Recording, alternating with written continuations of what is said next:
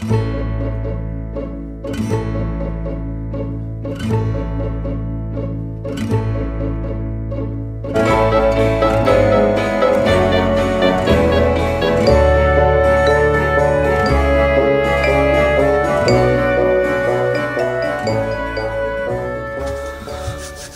again, back in the shed at my mum's house.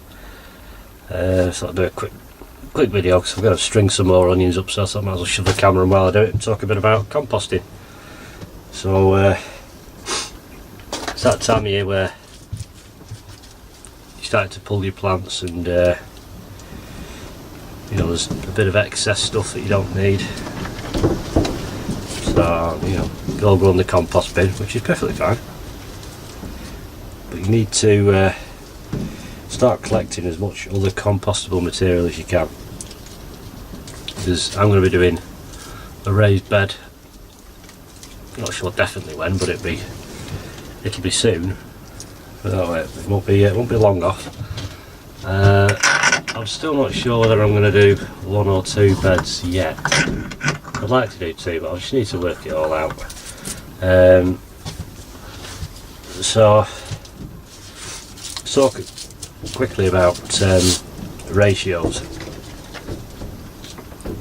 Now, to rot something down, you need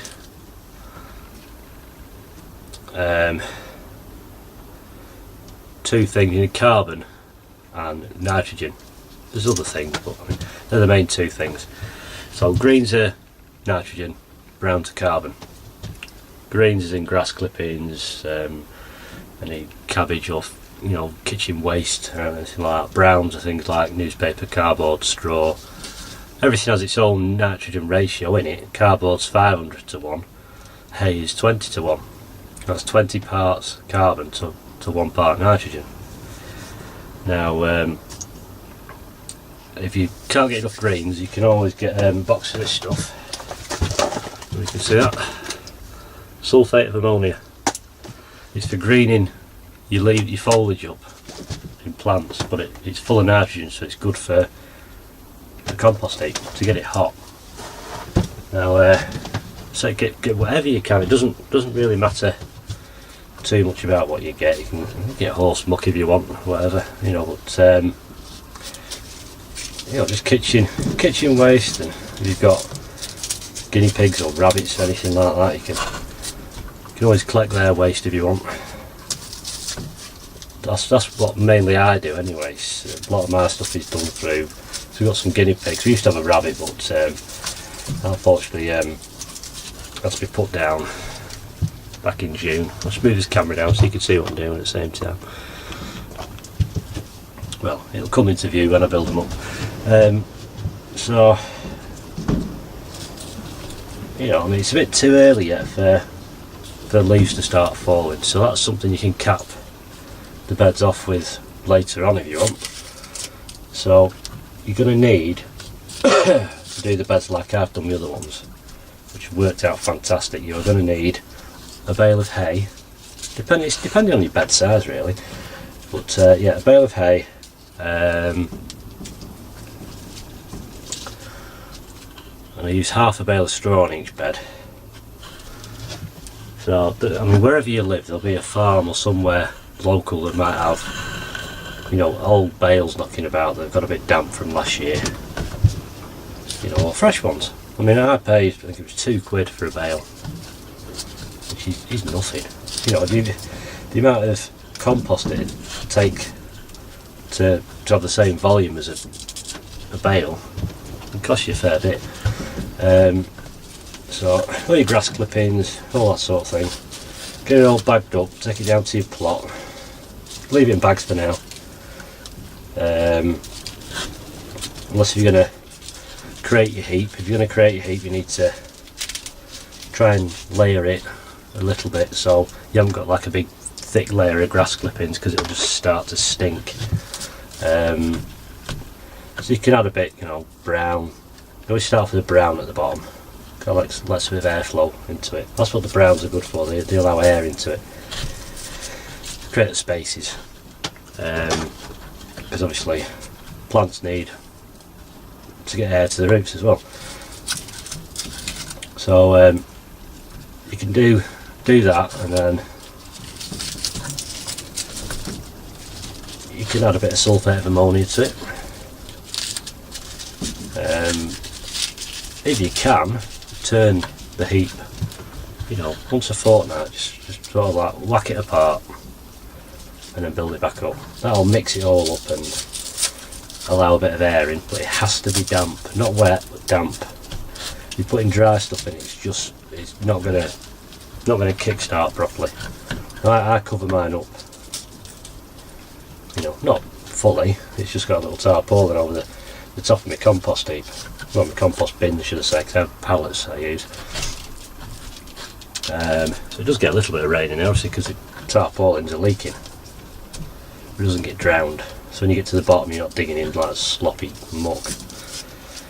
I recommend they be open bottom, direct contact with the soil, because that lets the worms will migrate into the compost heap when it's cool enough. If it gets hot, the more you can get, the bigger the mound, the more chance of it getting hot there is.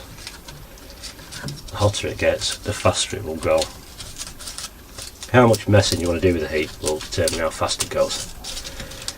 But I'm going to do, if I do 2 beds, one of them is actually going to be a compost heap, which literally, that when I, you know, if I do it, you'll see what I mean. It literally will be a compost heap.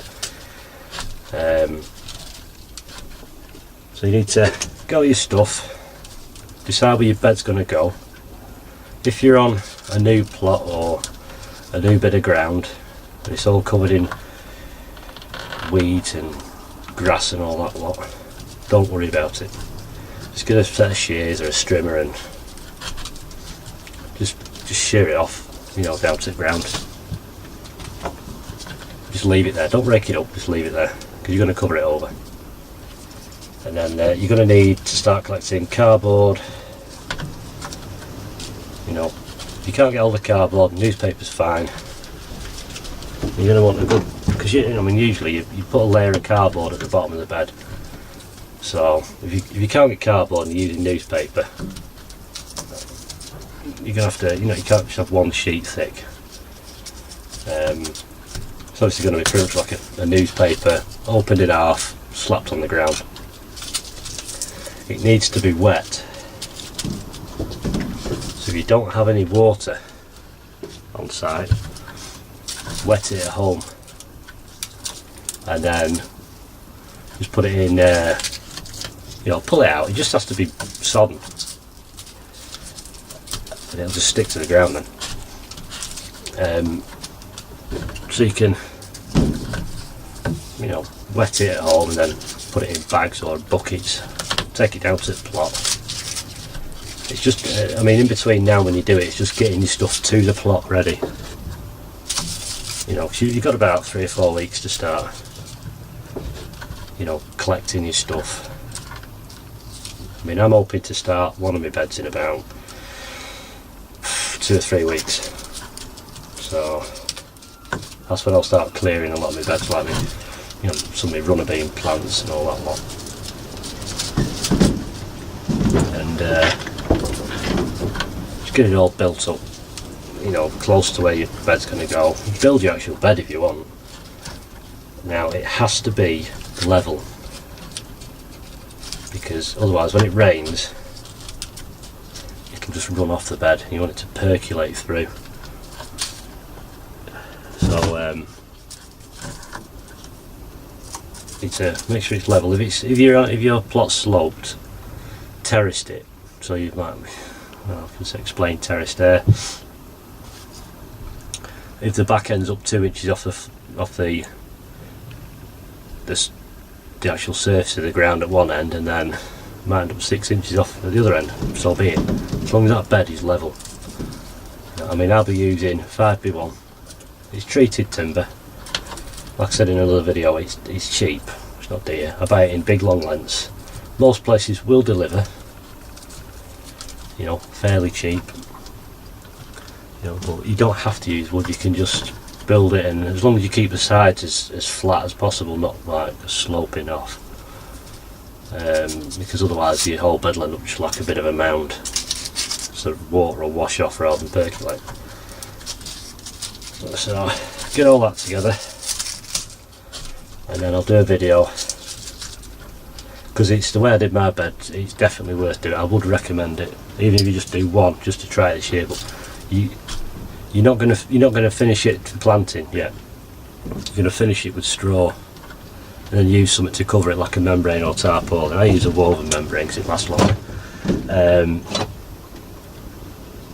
You know, you're going to cover it over and leave it until maybe, you know, February or something. That's when you can go down and get a couple of bags of compost down there and then crack them on the top of it,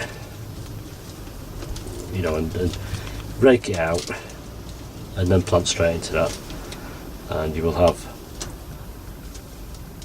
pretty much guarantee you, 95% less weed problems, providing you do it exactly the same. So on that note, that's one bunch of onions done. Didn't take that long. So altogether I've done 40 odd, so I've got 150 odd to do yet. So they're not getting done today. I might do some more today, but got another variety of these ones that were in this shed. Golden Ball they're called. These ones, because I've got Hercules and Autumn Gold. They're wrote down somewhere, but what's what. Right, so I'll see you in the next video. I might be doing some carrots after, so I might video that as well. It's just something I'm trying. I've seen some, you know, I'd forgotten about it, to be honest, and I'd seen some and I thought I'll give it a go. So I might put that on, not with this video, but another one. Right, take care. I'll see you in the next video. Bye.